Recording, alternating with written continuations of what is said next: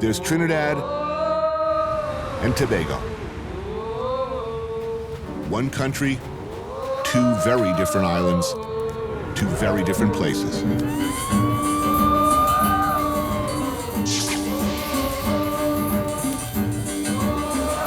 One island is what you expected when you arrived wearing flip-flops and a Hawaiian shirt all greased up with cocoa butter. The other ain't about that at all.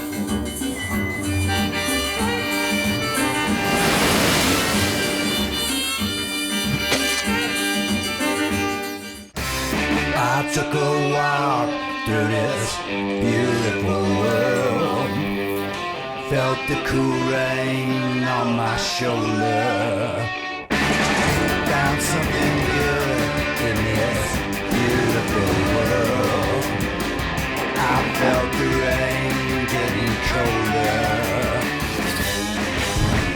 Sha la la la la, sha la la la la la. Sha la la la la, sha la la la la la.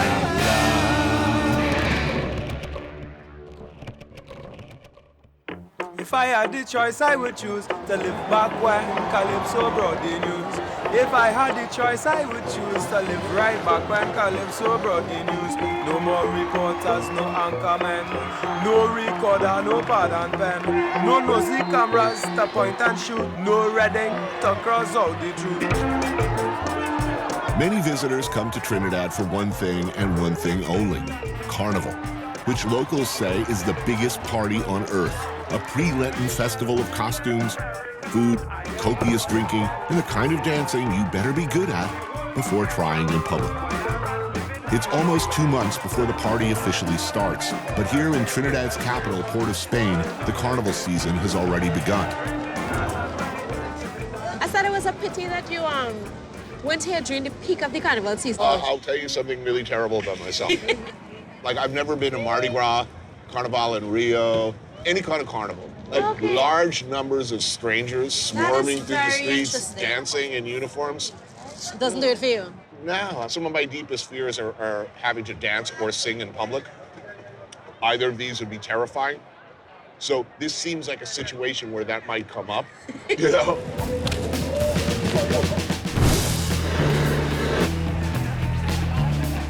Queen's Park Savannah will be the epicenter of Carnival. But tonight, it's still Trinidad's street food center. My dinner companion for some fried snapper is LaShawn Prescott, who's here to tell me about 2 essential skills necessary for the proper enjoyment of local nightlife. Turns out I am very good at one and suck epically at the other.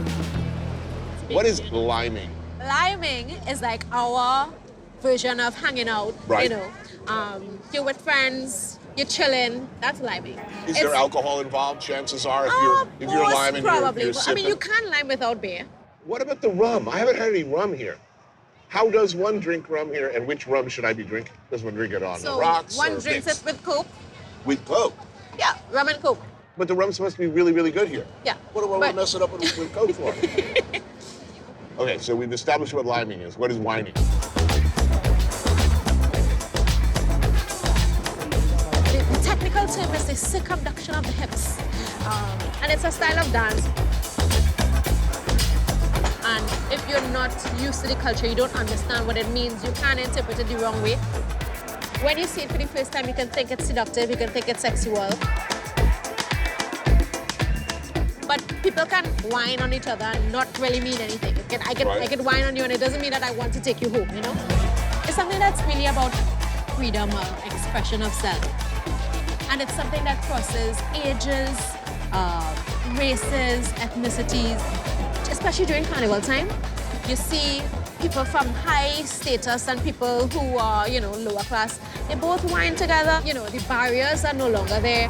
It's all just a mix of all the different ethnicities and stuff.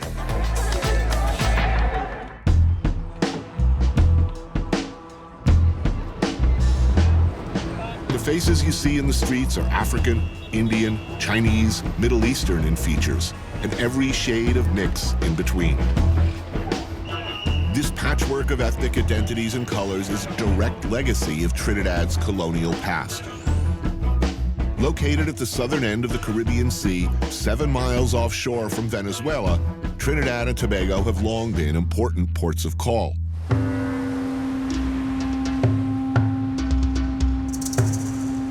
Like a lot of islands in the area, everybody's been through here at one point or another. The usual European hunters of fortune. The Spanish came looking for gold. Then the Dutch, French, and British took their turns at the real money of the time, sugar. An economy built on plantation labor and slavery. Finally, the island hit the big money: oil.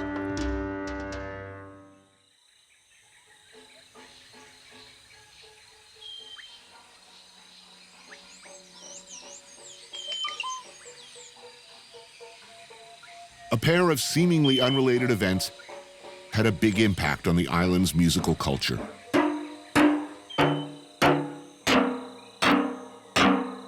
During World War II, the U.S. Navy built an oil depot to supply overseas strategic needs.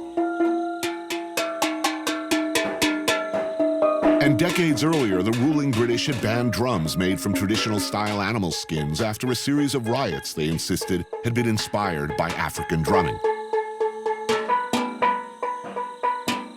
One improvises in such circumstances, and all those oil drums were repurposed.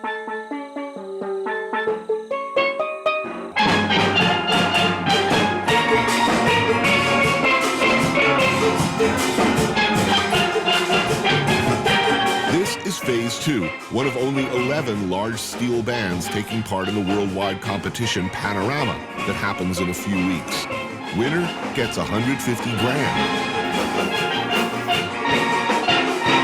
They've taken home the prize 7 times, in no small part due to this man, Lennox Bugsy Sharp.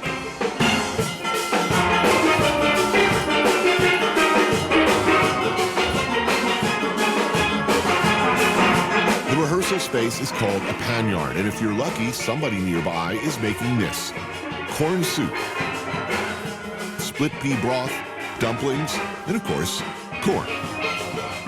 Kim Johnson is a local journalist and historian who knows about this stuff. It's far more complex than you think.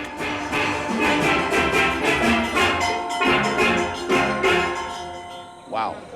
I gotta tell you, that was incredible. I've heard a lot of, little steel drum bands around the Caribbean, but nothing like that. All percussion, right? 100%. Yes. How did your interest in this develop? I grew up here. Later, I became a writer.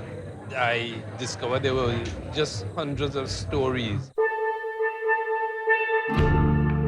Because in the early days, up until the 60s, the steel bands were partly like street gangs. They would fight with one another. The West Side Story Right. kind of thing.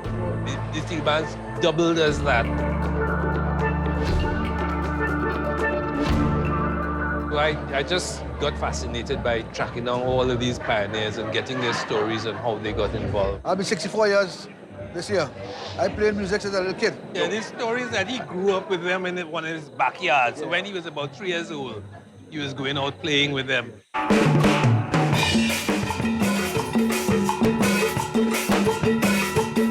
Bugsy composes his pieces by layering different types of drums on top of each other. The engine room, made of unpitched percussion, lays down the groove.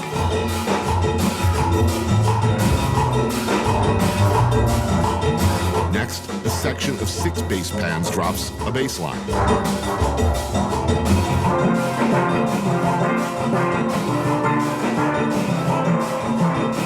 The guitar and cello pans add harmonies that sound like strumming.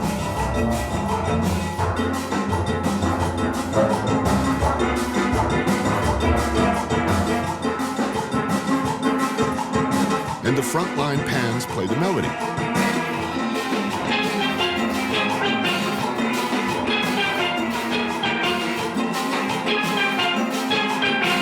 The result, a symphonic wall of sound. I would like someday to marry this with a big orchestra, symphony orchestra. Yeah, Anthony, that's my dream. It's because of the music, Africans survived slavery. Not just physically, survived psychically. It's a question of just improvising instruments.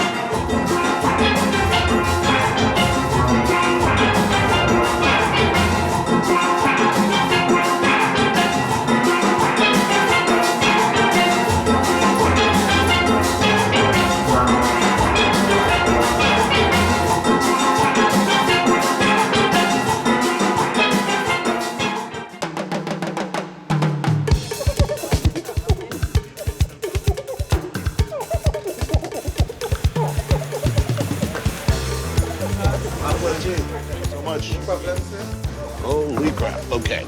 This is a challenge. People keep coming up to me in the street. The first thing they say is, have you had doubles yet? Did you get a doubles yet? So I'm eating doubles, all right?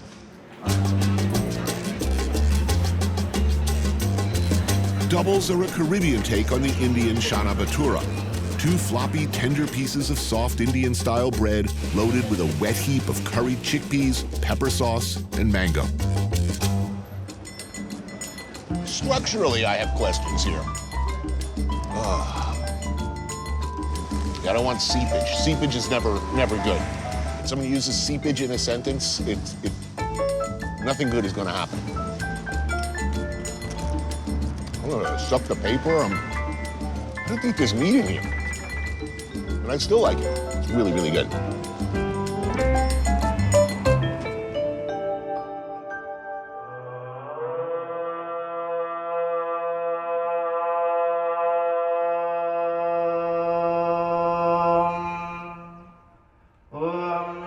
A half-century after Trinidad became independent of the British Empire, there are surprisingly few architectural remnants. But the face of the country and its population were forever changed when slavery ended in 1834, and Great Britain found itself in need of cheap, if not free, labor to work the plantations. They found it in East India. At the abolition of slavery, the plantation owners desperately needed to find labor to fill the void created by the slaves who turned their backs on the plantation for obvious reasons. And they looked around, they tried Portuguese, they tried Chinese, they tried many communities until they found out that the Indians were the best suited because they were already planting sugarcane in India successfully. Between the end of outright slavery and the beginning of World War I, 150,000 indentured servants were brought here from India. Indentured servitude is slavery by another name. The people brought here from India were bought, sold, and treated like property. But we're told that if they completed 5 years of often backbreaking labor, they would be set free.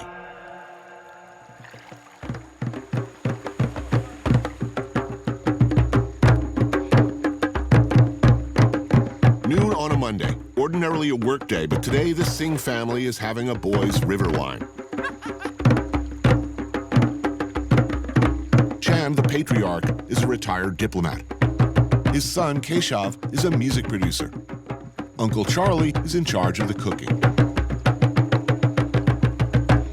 How far back did the family go? This family is going back to 1845. 1845. Those were hard times. Life was not good for the family in India. There was poverty, there was wars and all sorts of things. And yes, they came into real hard times here because the indentured immigrant from India replaced the liberated slaves, and the conditions were not very different. Difficult times, but it was a means to social mobility and away from their situation in India. We are products, descendants of that generation.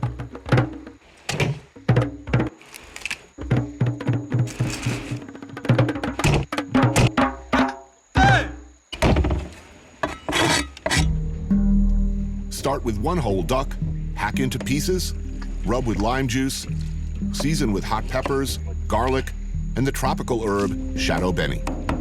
Add generous helpings of masala and curry powder. Marinate for a bit, then sear in oil, then simmer in coconut milk until tender. Man, that's good. That's really good. We better kill some more ducks, because that is... When we have it like this, when we're drinking before the actual meal, it's like an appetizer, but we call it cutters because it cuts The alcohol. Right, I'm sobering up as we speak. So, look, you're all Trinidadian.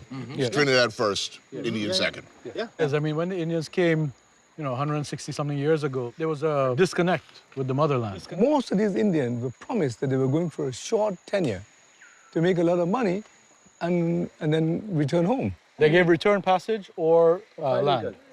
So when the first Indians took the option to go back, couldn't find their families. Right. And those who found their families were rejected because they said, you guys abandoned us for 5 years. Wow. You may as well take that 5 acres of land and stay there. So there's no closure to descendants like us who have not found any connection between our families in India. Soft paratha dough is cooked on a massive tawa and slathered with ghee. But here, just as it's reaching peak flakiness, it gets a beating. Here they call it bust-up shot, which means burst-up shirt. Burst-up shirt. Because they make a huge paratha and then they whack it with 2 sticks. Oh, okay. I thought they were talking about what's going to happen to my shirt. What about skin color? Look, you look at Jamaica, you look at Haiti. I don't get what they say, but what they do is it's still a powerful determinant of where your status is in the power structure. Yeah. Does that exist here? It's not something that has consumed our imagination. Being Trinidadian is not necessarily color tone oriented, but it's more, and I think what people really revel and enjoy is the common experiences. The food is the glue that binds a society together. In spite of the problem that we have here, we are still one of the most harmonious, multi-ethnic societies in the world. And the multi-ethnicity of Trinidad, the multi-religious tolerance, are examples for the role to follow. We are a small island, and if you don't learn to live together, you have to live in the sea. We have to. All right. Why? Trinidad is nice. Trinidad is a paradise. Trinidad is nice. Trinidad is a paradise. Long ding ding ding ding ding ding la la la la la la. Bidi bidi bam bam bam ba di di di la la la la la la. Yeah, my theory was always the whole world was going to look like Trinidad in 100 years. Anyway. Great world. Well, I think so. Cheers to that. Cheers, cheers. Respect. Trinidad is nice. Trinidad is a paradise. Why Trinidad is nice? Trinidad is a paradise. Thank you.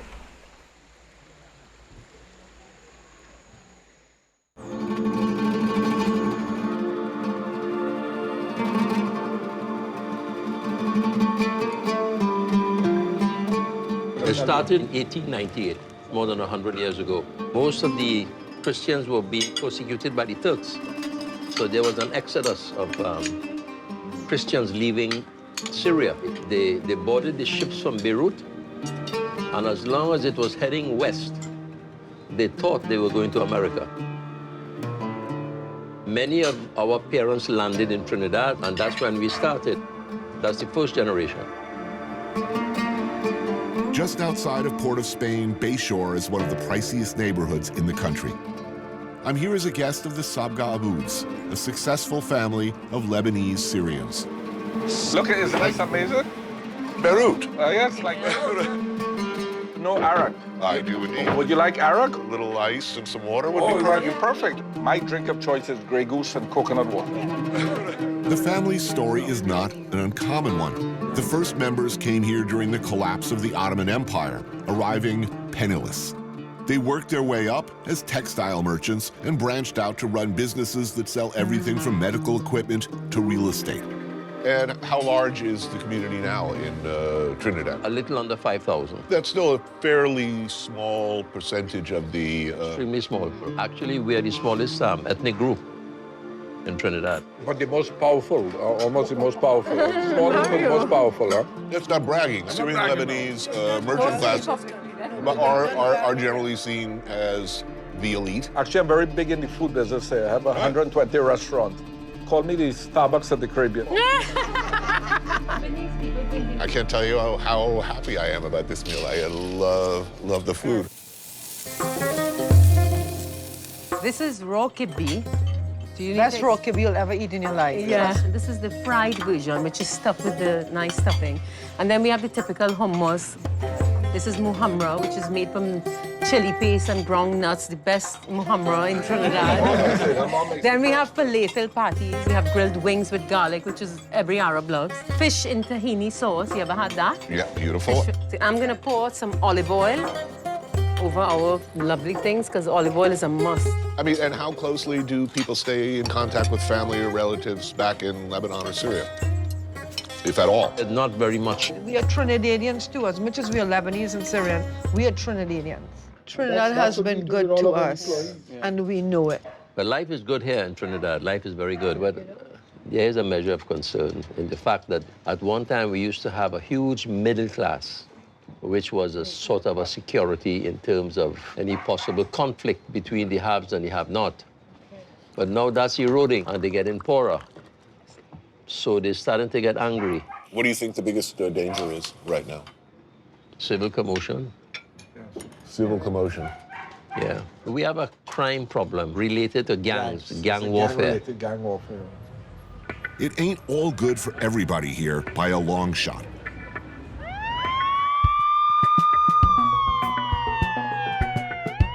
Trinidad, with a population of only 1.3 million people, had 460 murders last year, giving Port of Spain a per capita murder rate higher than Detroit, Oakland, or Chicago. Mark Besant covers the subjects of drug and gang-related violence as an investigative journalist. People want you dead. You could say that. Who wants you dead, do you think? Well, 2 years ago, I did a piece about the state prosecutor, Dana Sital, who was shot dead. When State Prosecutor Dana Sital left the Mapao car park just before midnight on May 3rd, she had no inclination it would be her last moments alive. When Mark began to look into the murder of the prosecutor, an informant told him there was a $20,000 contract on his life.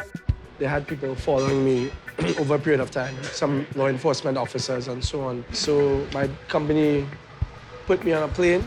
I stayed under an assumed name for about 3 months in a location outside of Trinidad. Generally speaking, when people like that want you dead, they get you. Why are you back? I guess, to quote from a great U.S. journalist, Walter Cronkite, it's not what we want people to know, it's what they need to know. We need to have people held accountable for certain things. With drug trafficking being one of the biggest businesses in the world, Trinidad continues to be a major transshipment point for drug dealers to get that product out to North America and to Europe. So you find now the explosion of violence that we have is for those that are involved locally with the drug trafficking, this fight for territory. An estimated $3.5 billion worth of narcotics move through the Caribbean each year. Trinidad's porous borders, busy port, proximity to Venezuela, and the inevitable corruption that comes with numbers and threats like that make it, unfortunately, an ideal transshipment point. How bad is high-level corruption alleged to be? Fairly deep. I think that the complicity comes across the law enforcement agencies, customs, police officers, even at higher levels. And with corruption, poverty, hopelessness, add some radical ideology to that, and Trinidad has proved relatively fertile ground for the recruitment of ISIS fighters and terrorists. It's quite alarming, Trinidadian nationals being one of the highest in the region, going to Syria. And it's over 100 on a list, an FBI list. They feel that it's the calling from ISIS that they need to go. So what's the future look like? What do you think? How's it gonna go? Wow, that's a loaded question. There are really good people here in Trinidad. There are really, really good people that can make a difference on all fronts. If we go down the path that we're going down, they will be all bad.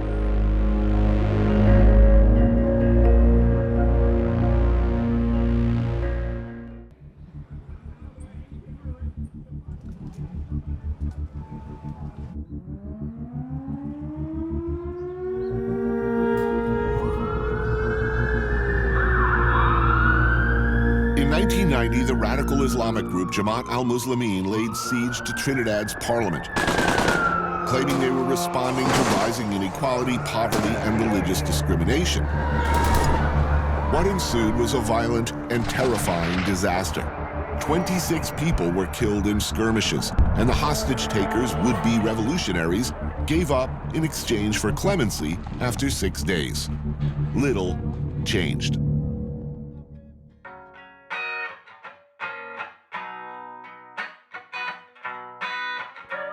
Muhammad Muakil's father took part in the attempted coup. He grew up, in fact, in the Jamaat al-Muslimin compound. But he's chosen to take a different path: music. He's the lead singer of Freetown Collective, a band named after a Port of Spain neighborhood that was once a settlement for freed slaves. They say we can't write no love songs, live fast and we die young. They say we doomed to fail, yeah. They say we doomed to fail. They say we prone to violence and a sinking silence.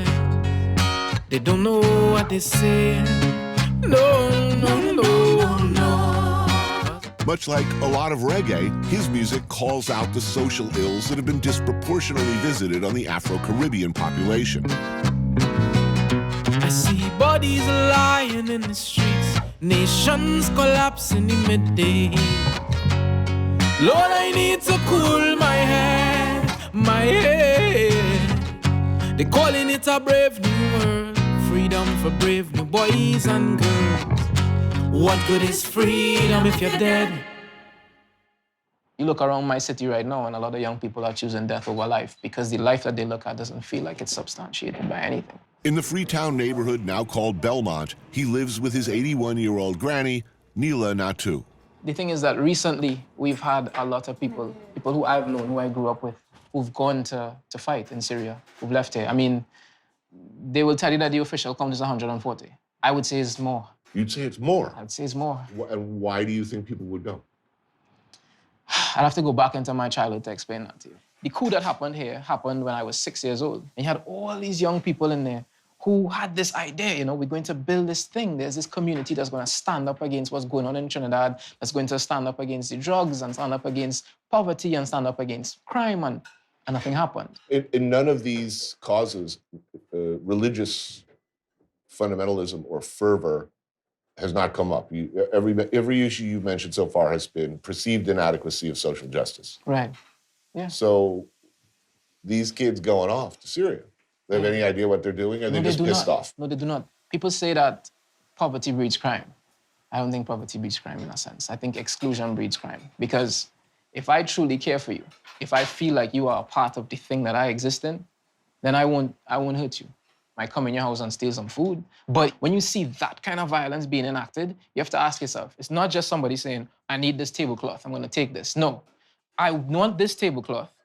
And you've had this tablecloth for too long. So you know what? I'm gonna take this out on you. This is gonna happen, that's gonna happen. And that's what we're seeing now. I mean, how long can people put up with something before they decide this is enough? You know what I mean? Would you say that Carnival and that Carnival attitude, the liming culture, might as well be a brilliant strategy to narcotize the people into being satisfied with the status quo? Everything here is somehow designed to pacify it without us really realizing. So our music, which is supposed to give us adrenaline, as well as sleeping pills sometimes, it's just doling out sleeping pills. Like, go ahead, enjoy yourself. Enjoy yourself, enjoy yourself. You're a Trini. Trini means fun-loving and happy and whatever, despite whatever it is. It's a big and delicious home-cooked meal. I caught this myself. Really? Yes, sir. Red snapper? Yeah. The snapper is seasoned with lime juice, shadow benny, and onion. What's this dish called? Is there a name for it? This is called oil down. Oil down? Yeah. For oil down, they season breadfruit and meat with dasheen and green figs, then simmer in coconut milk. And, well, she uses pork, as you can see, which I know I can't have any, so that's okay. Now, your grandma, not a Muslim. No, the Roman Catholic. Roman Catholic? Of Roman Catholics. Old school. Sacred Heart up on the wall. I got a kind of a perfect one for you, so you would have it. Oh, beautiful, thank you. Pastel. This is mostly when the Spaniards were here, introduced this. It's a Spanish thing. Pastels are the Caribbean cousin to the tamale. Minced beef is wrapped in cornmeal dough, then in banana leaf, then steamed. She will feed you till you burst, like any grandmother, you know, right? Yeah. I'd be well looked after. And that is once a year. So when do these ordinarily... Christmas time. Christmas time. This is very, very delicious. Thank you very much. And one thing I vex about, why he didn't put ice in his glass? It's good, it's fine. So he must say thanks or whatever. You may tell Mohammed it's not good. So you have that generation. Very proper. Like, very, very proper. And one of the things about Trinidad is Mohammed, don't bad talk me. I'm not bad talking. I only speak the truth. That generation very much believed in independence and that this nation would be something. And then they told their children, study and come and help this nation, build this nation, it's gonna be something. And that generation, which was my parents, they did that. Right. And then they had kids, you know? And all of a sudden it was like, okay, all these things y'all been saying about building a nation and whatever, how come I'm seeing these people benefiting and I'm not? How come I'm seeing this, I'm seeing that, I'm seeing that? And there were very few answers, you know what I mean? So who runs this country? Like everywhere else, that 1%, like everywhere else. Everybody here is very eager to tell you what a wonderful mix it is. And the food, if you look at it, is this incredibly harmonious stew pot. But I guess life doesn't work as well as food. No, the only thing we've agreed on in this place is how much salt to put in anything. So that's the only thing we've agreed on. Man, we on a mission. Our whole world to change. Yeah. Our whole world to change.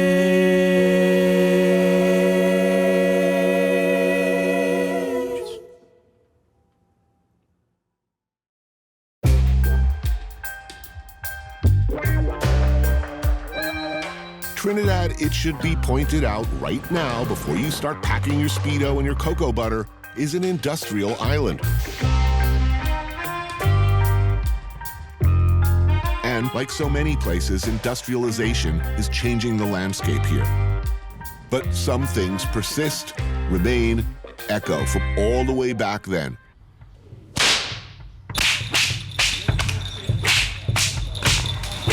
When West African slaves would covertly do this. Kalinda. This martial art, based on our research, is maybe 500-600 years old. Stick fighting variations occur throughout the Caribbean, but in Trinidad and Tobago, it's like deep in the blood.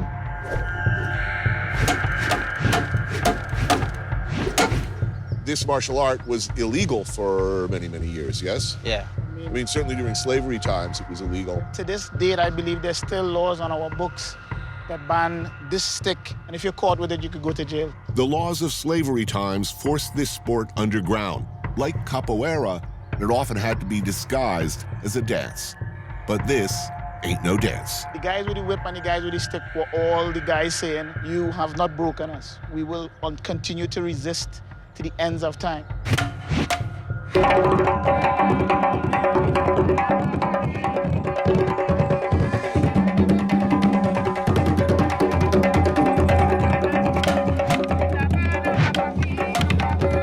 Rondell Benjamin and Keegan Taylor studied fighting styles from around the world before coming around to their own homegrown martial art.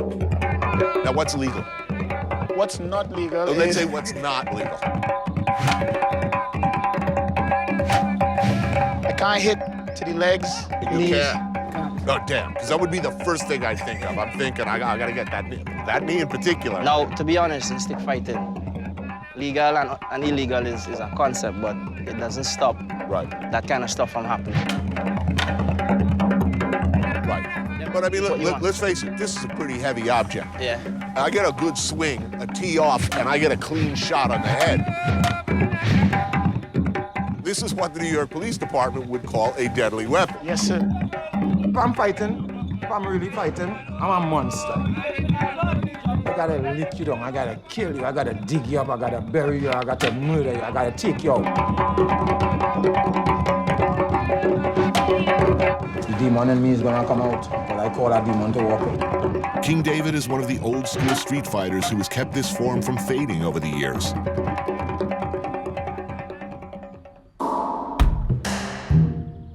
As in Brazil and the Deep South, African slaves were given little to work with when it came time for the meal. More often than not, if they wanted meat, they had to make do with what the slave masters did not want. A tongue here, cow foot there. Here, as elsewhere, they figured out how to make something delicious and tender from whatever there was. Like souse, pigfoot is pickled in shadow beni, onions, and hot peppers, and then topped off with cucumbers.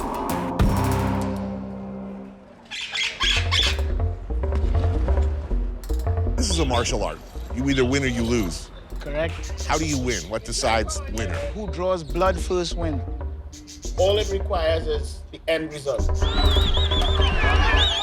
All you have to do is cut the guy. Blood is blood. What's the worst injury you've ever had in a fight? This finger. What's the worst injury you've seen in a fight? I see a man lost the eye. And also I saw a man die. You have to be a real warrior, born fighter, to stand up there and face that demon, which walking like a man.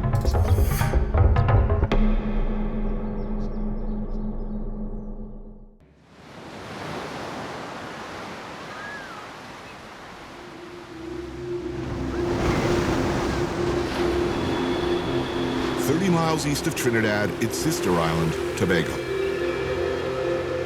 A whole different vibe around here. More like what you'd hope for when you waddle away from the buffet on the SS Norwalk cruise ship. Lazy beach days, boat drinks, villas, all set to a Calypso beat.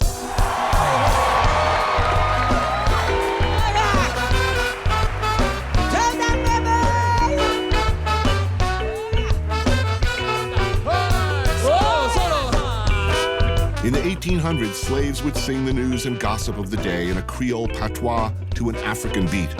Later, musicians added European-style melodies, and Calypso was born. The longtime reigning queen of this music, an absolute pioneer of the form, is Calypso Rose. Say that I reign too long, forgetting that the Constitution is strong.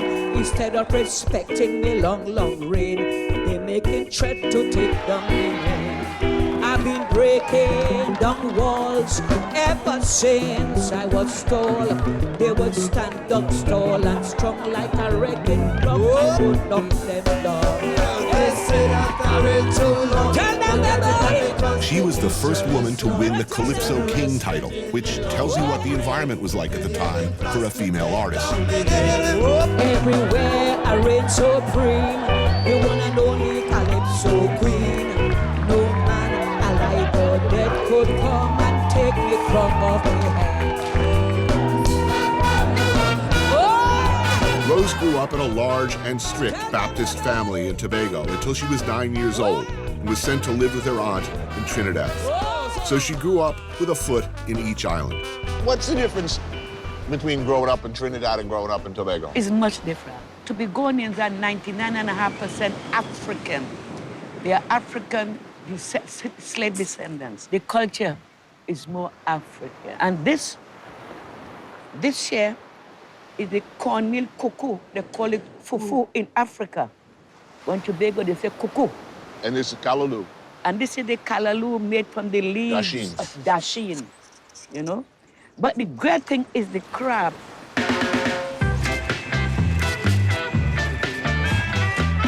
Everybody come to Tobago and must eat crab and dumplings.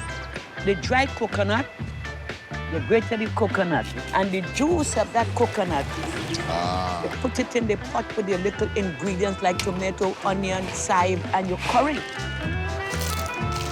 Crunch it up. Good teeth. If you have false teeth, be careful. All right. No, so far, so good. Here's what really fascinates me is you started singing Calypso music and writing songs. Of course. At a time when it was only men. Your My father was father not was against it. against it. My father was spiritual Baptist minister. My father said Calypso belongs to the devil. Calypso belongs to the devil, but it also belonged to men. And here you are at age 15, Age 13. doing Age 13, 13 I started doing writing. what was considered a completely revolutionary thing. What was it about you that made you strong enough and different enough and determined enough to choose to do such a difficult and unusual thing when everybody was against it? My fans. Because some people at home, they're sad, they're going through so much financially, economically, they're being abused by the spouse, and they come out to have a good time. And when they come out, I bring joy to their heart. So is making beautiful things enough? Yes, making beautiful things enough. But when you start thinking consciously and beautiful things, like all the seas rolling there, how the sea is moving, moving, moving. Making beautiful things is enough. It is enough. No island in the sun is paradise on Earth, however it might look from the concrete blocks, glass cubicles, or wood boxes we may live in. And all the dancing and music and great food in the world can never hold together by itself what would keep us apart. What might look like a utopian stew of ethnicities and cultures living together under gently swaying palms is, of course, a far more complicated matter. But Trinidad has done better than most, and in proud and unique style.